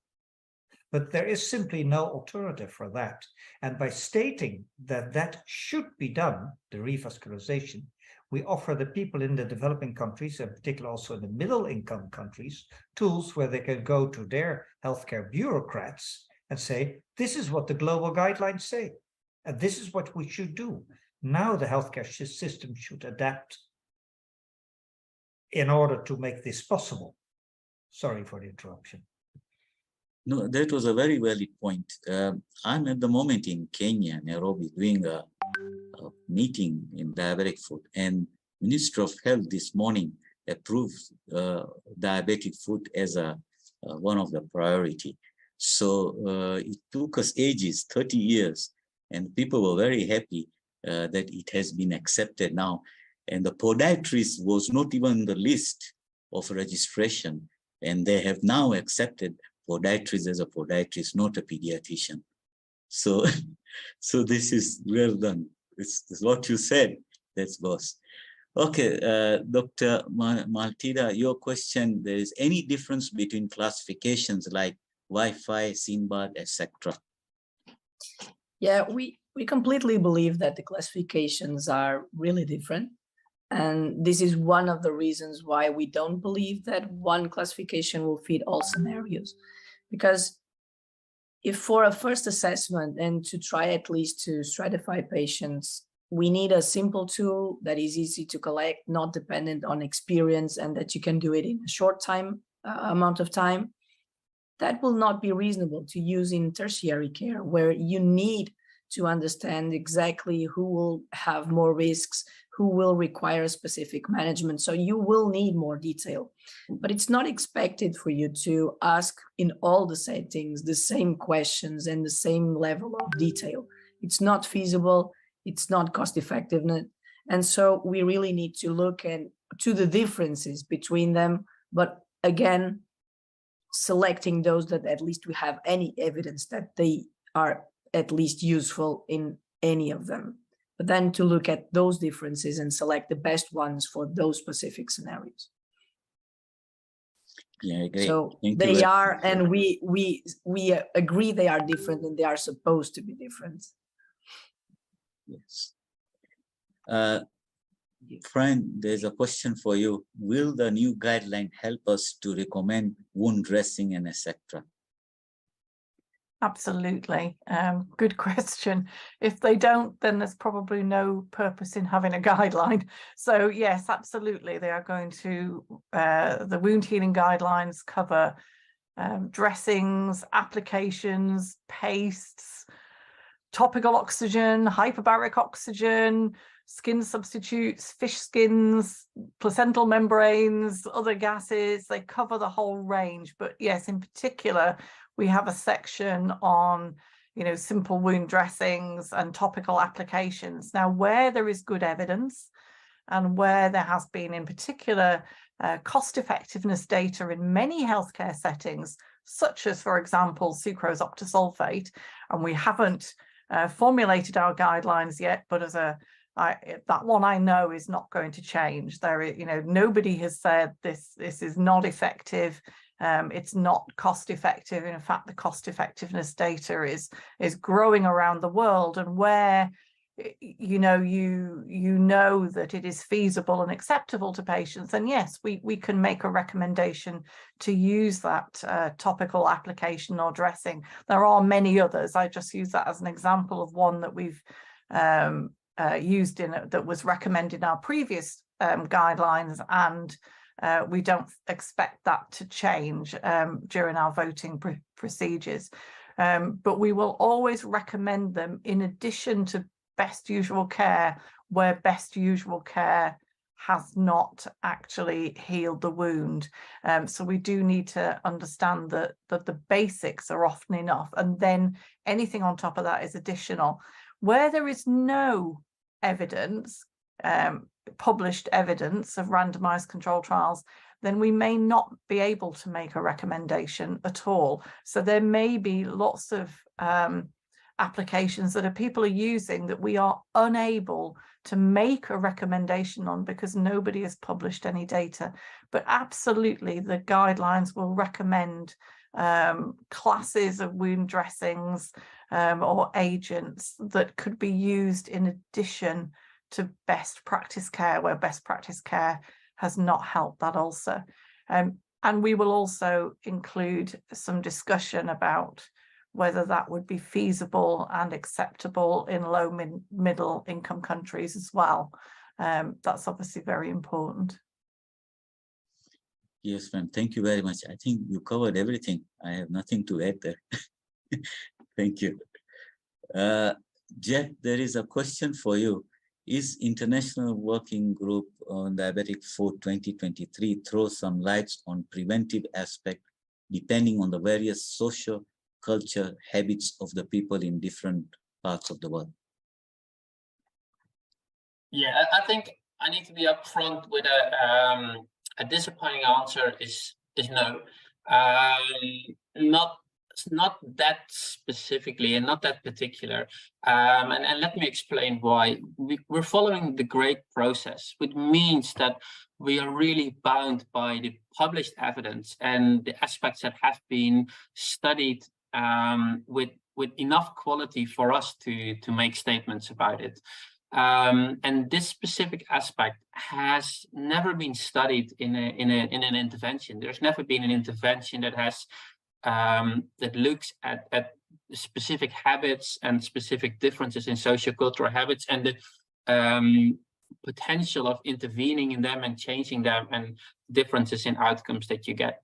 And the second thing is, it would be such an enormous topic to cover all the potential differences here that's just not feasible for a global guideline. But there is a but. What we do describe in the guidelines, especially in the education section, but also in the self-care section, is that we do describe the importance of making sure that what you recommend and what you discuss with your patient matches their specific situation. And we give some examples of how to take that into account and how to discuss with your patients their local habits and their personal preferences, because we know that they are important.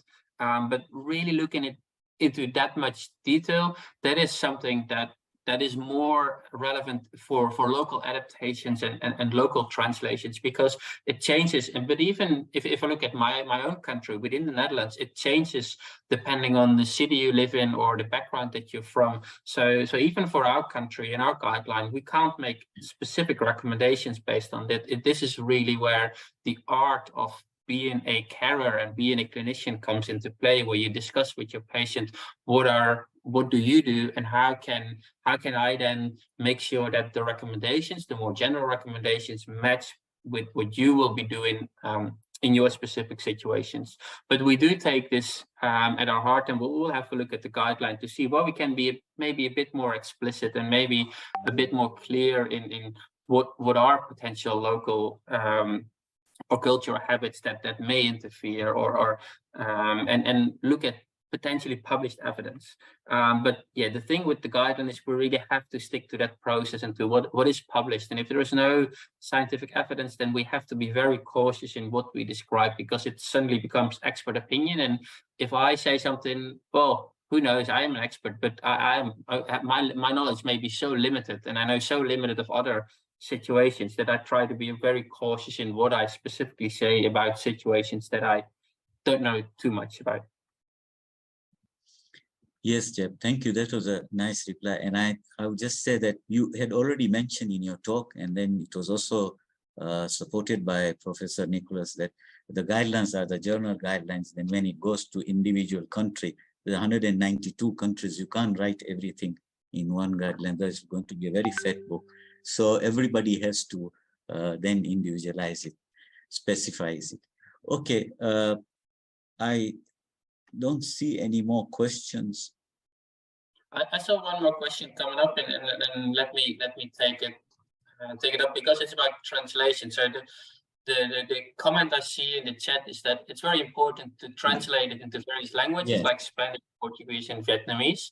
Well, as I showed you in my talk, so the 2019 guidelines have been translated into all the major languages and the languages spoken by many million people, but also smaller languages, because people in countries that are much smaller have approached us. And yes, for the 2023 update, we are again actively pursuing this, and we're also very open to anyone who's willing to do this to approach us. The process is written on our website, so please go there and reach out to us if you have an interest. And at the same time, yes, we will be doing this, because translating it in as many languages as possible is really important. And if I may add, it is a quite unique situation, because we do it for free. Where can you just copy, about 30 documents, 150 pages all in all, if you want to copy them all, and get them for free? Because this work has been done, like I showed in my introduction, it costs thousands of hours of work. But we're all idealists, and we hope as much as possible that everybody will, that all healthcare workers in the world will be enabled to read our guidelines, adapted or not. Professor Yeah, Tapper, thank you very much. Professor Tapper, there's heavy showers here, so I'm not able to switch on my camera. So I would like to thank AWGDF for this opportunity to work with DFOOT International, and I assure you DFOOT International will take up the translation implementation for which we were created. Thank you very much. I'm not able to switch on my camera because thank you very much. Thank you.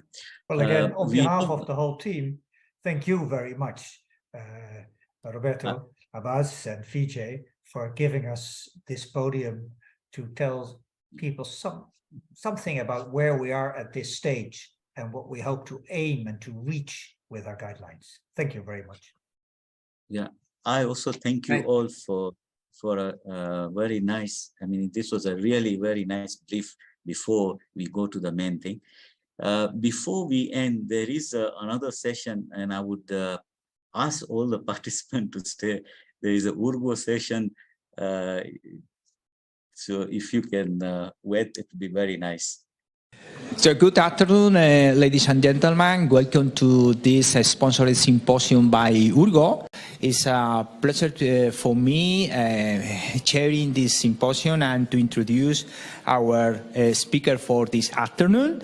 So in first place we have Dr. Dietlein from Germany. And then we have Dr. Meloni from Italy, and finally Dr. Ludemann from Germany as well.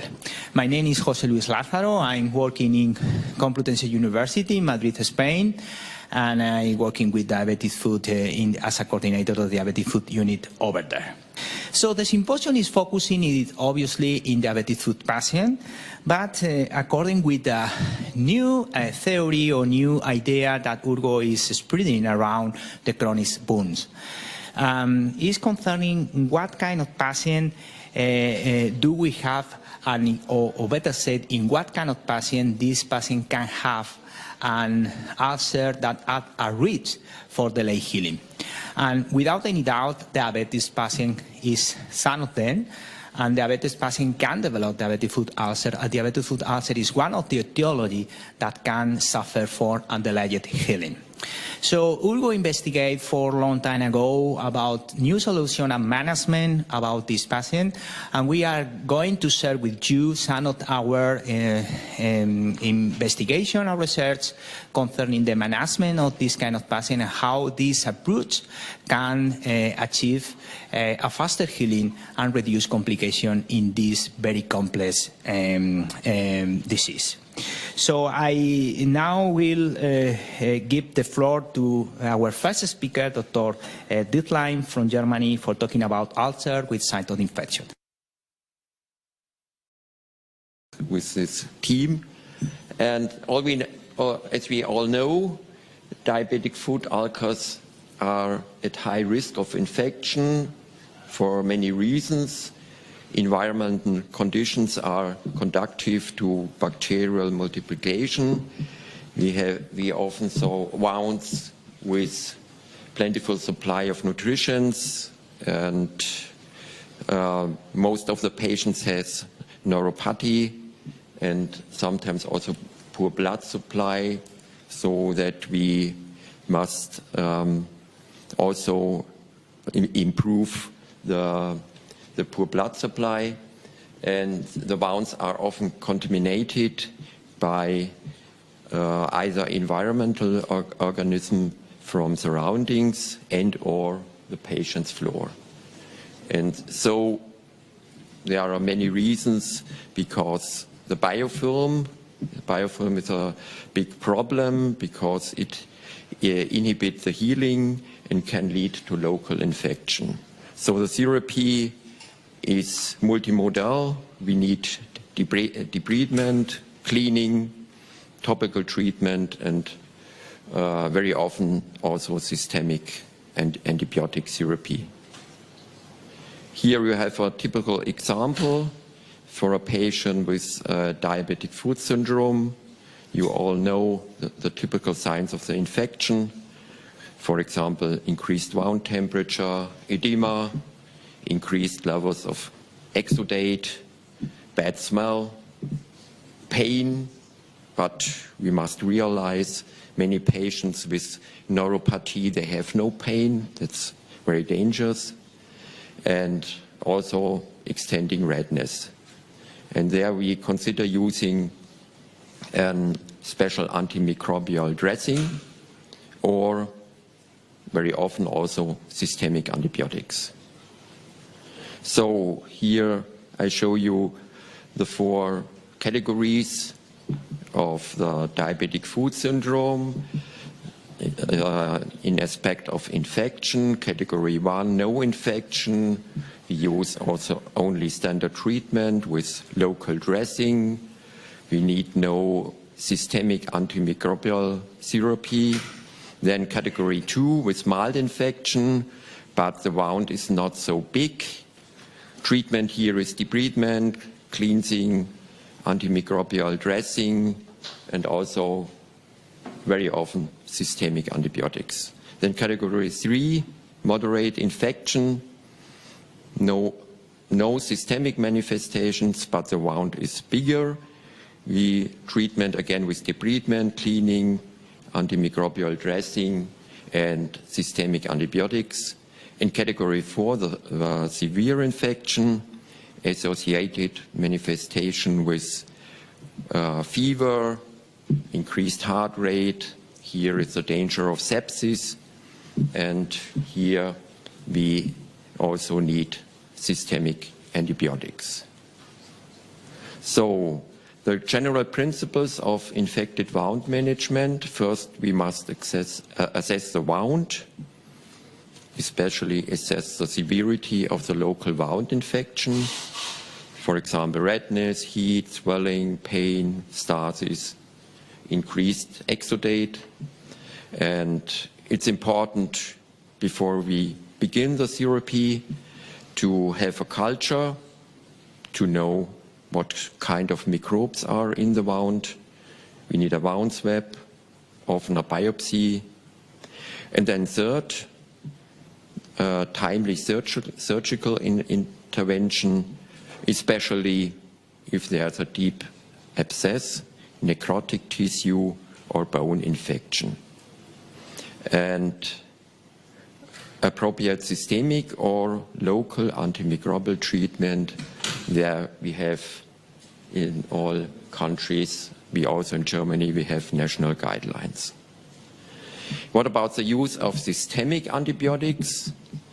In diabetic foot syndrome, we often use antibiotics in our center. First, when we have no result from the culture, we use a broad spectrum antibiotics, for example, penicillin with a broad spectrum.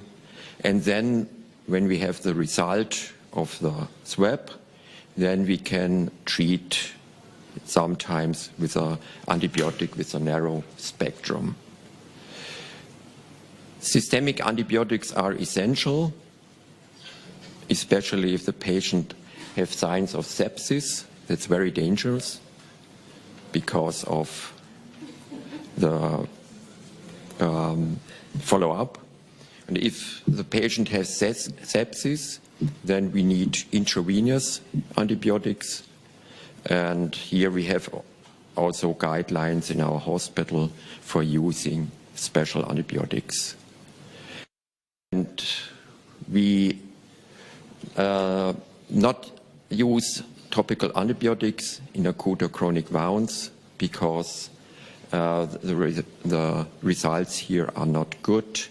We have not enough dates that a topical antibiotic is adequate treatment for the diabetic foot syndrome. What about antimicrobial dressings? All dressings are tested because of toxicity and safety. They are also tested in treatment with diabetic foot ulcer. I further on show results of studies. We use it for around about 2 weeks, sometimes for 3 or 4 weeks. And then we have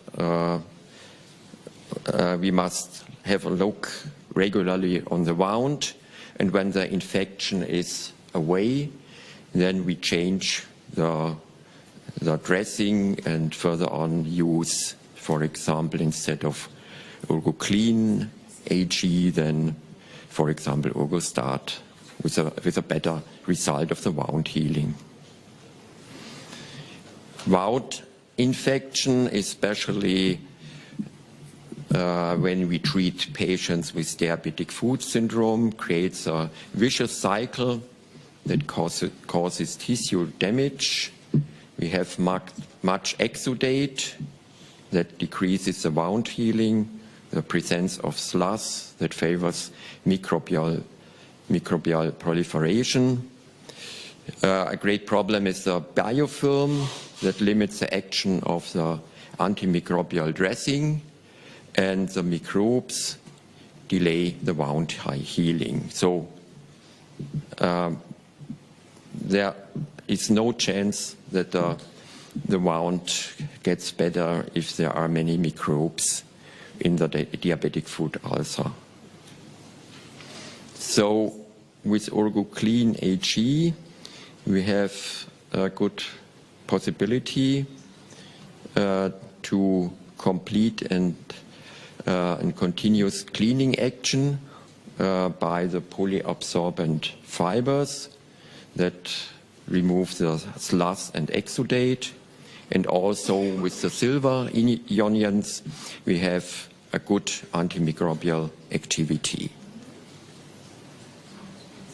OrgoClean AG is very well examined by many studies and controlled trials. Here you can see many different results, for example, cohort studies with many patients here, over 2,200 patients with chronic and unclassified wounds. Then non-comparative clinical trials here with venous ulcers, and also randomized control trials, for example, in comparison with Aquacel, also here examined in patients with venous leg ulcers. And by using OrgoClean AG, we have good results of lowering the antibiofilm activity here in comparison to OrgoClean. And you can see that in the results, more than 4-log reduction in the number of sessile cells after 14 hours of contact. So it's very good for lowering the numbers of microbes in the wounds.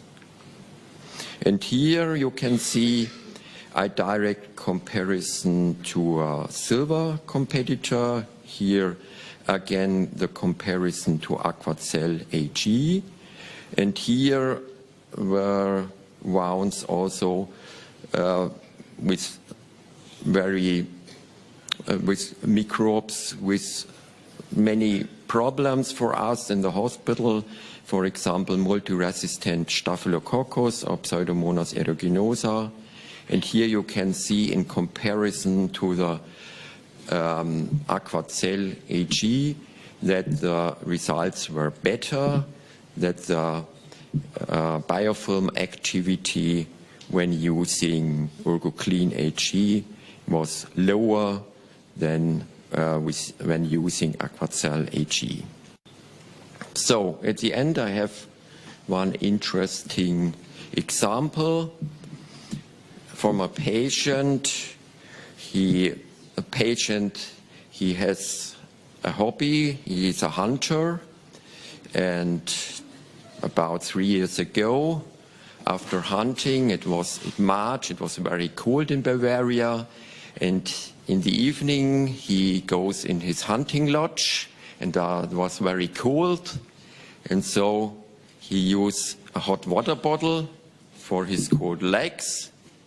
And I often said to him, "Oh, don't use a hot water bottle, that's dangerous." And the next day in the morning, the left foot was scalded, and 2 days later he came to me with this wound. You see, that's March 2018, and yeah, and in the wound were many microbes, also Pseudomonas aeruginosa.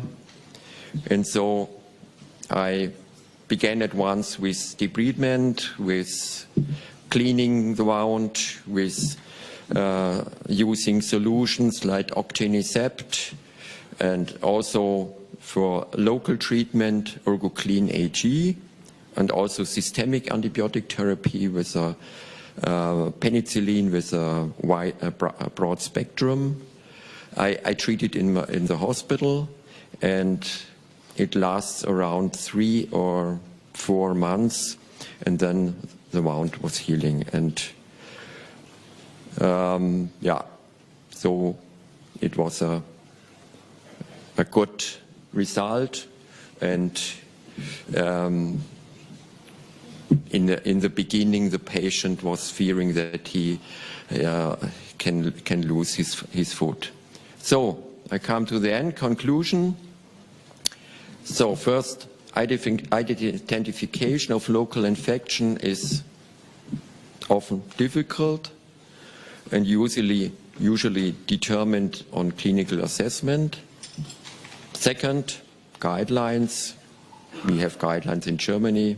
I think in all other countries you have also guidelines are available to help with identification of local infection, created by a panel of experts and all available evidence. You can look at the guidelines here. Third, need of combined and antimicrobial action to fight local infection. I show you on the example debridement, cleansing, antibacterial dressings, here Urgoclean AG, and also systemic antibiotics. In most of the cases we use penicillin with a broad spectrum. And last but not least, refer your patients with diabetic foot syndromes, because we have high numbers of amputation, and we must lower that. We must need better results. And I think that this modern therapy with also modern good antibacterial local dressing help us to get better results. And so it's important that these patients visit a special center. Thank you very much. First of all, let me say thank you to Urgo Medical for invitation. It's my pleasure to be part of this symposium. So, focusing on the talk, we know very well that the Explorer study showed the good results and the superiority of dressing with the sucrose octasulfate in comparison to neutral dressing, with a rate of injury of 48% in comparison against 30%, and a chance of injury of 71% in the case of ulcer with a less duration, with a duration less than 2 months, as reported by post-hoc analysis. But in the Explorer study, the ulcer located in the posterior part of the heel were excluded to avoid any kind of confusion to pressure ulcer. But we know that heel ulcer, especially neuroischemic heel ulcer, are very hard to be managed, and they reported usually worse outcome in comparison to ulcer located in the forefoot and in the midfoot in terms of healing, in terms of amputation, and in terms of healing duration, with the risk of amputation approximately between 15 and 20% at 1 year. But why? Because there are two specific reasons related to biological and anatomic characteristics of the heel. Because the heel is characterized by a fat pad without muscle, so it remains in a vascular structure. So we had basically an hypoperfusion, and this hypoperfusion is increased in the case of limb ischemia, specifically if we have a stenosis occlusion of posterior tibial artery. Second one, in the heel we have a very few rescue tissue in the case of lesions, so we have no chance to treat it by primary intention, as can happen in the case of forefoot or midfoot lesion after demolitive or curative surgery or removal of bone. So probably we have to focus our attention to specific dressing to improve the chance of healing and to improve the healing time, because another way dressing may be a clear weapon as a part of integrated protocol of treatment. So according to this background, our thought was why not evaluate the effectiveness of sucrose octasulfate in neuroischemic ill ulcer with critical limb ischemia in patients with diabetes? So the study is a retrospective single-arm study with a prospective database. Patients included were consecutive patients we referred to our unit at University of Tor Vergata in Rome since January 2019 to January 2021. Patients included were patients with DFU belonging to grade 1C, 2C of Texas University classification, while excluded patients were patients with the soft tissue infection, calcaneus osteomyelitis, poor neuropathy, with a life expectancy less than 6 months, and severe concomitant comorbidities such as cancer or autoimmune disease, or under immunosuppressant therapy that can reduce the chance of limb salvage. At the baseline, clinical assessment was performed, such as cardiovascular risk factor, such as ulcer assessment. All patients were managed by a preset limb salvage protocol according to the International Working Group on Diabetic Foot guidance. Specifically, revascularization of affected limbs were performed, and all patients received offloading both by walking, during the walking, and at the bed. After the demolitive surgery, after revascularization, demolitive surgery or the first debridement after revascularization, all patients were treated by sucrose octasulfate as primary dressing. After discharge, patients were followed at home by nurses or trained caregivers or healthcare professionals which changed the medication usually every 3 days. And usually, any 2 or 4 weeks, the patient were evaluated at our foot unit. In the case of infection, the dressing was suspended and reapplied only after the infection resolution. The primary outcome was the rate of healing. The secondary outcomes were the healing time, the rate of wound regression, defined as more than 50% of original wound size, the rate of ulcer recurrence, major amputation, adverse events related to infection, and the follow-up was 24 weeks. Here are the baseline characteristics of patients enrolled in the study. 30 patients were included. The mean age was 6-7 years old, with a mean diabetes duration of 18 years. More than 15% of patients had ischemic heart disease, and 20% had end-stage renal disease under dialysis. The mean ulcer duration was 10, more or less 4 weeks, so we are treating, fortunately, young ulcer. And the mean TCPO2 after revascularization, all patients had successful revascularization of posterior tibial artery. The mean TCPO2 after revascularization was 42 millimeters of mercury. The values are good and better than the values before revascularization, but not optimal. They are non-normal values, so the patient had a residual subcritical ischemia of the heel. Finally, results. 73.3% of patients healed. The mean healing time was 84 days, more or less 32 days. Globally, almost all patients had a wound regression, 93.3%, and only one patient had a major amputation. No adverse events were related to the dressing application. So finally, the study documented a very good result in terms of healing and in terms of time of healing. The results are more or less comparable to the post-analysis Explorer study, with a chance of healing of a little bit more than 70%, with similar ulcer duration less than 2 months. The results are very good, imaging the kind of patient we treated, because 20% were under dialysis, and more than 50% had ischemic heart disease.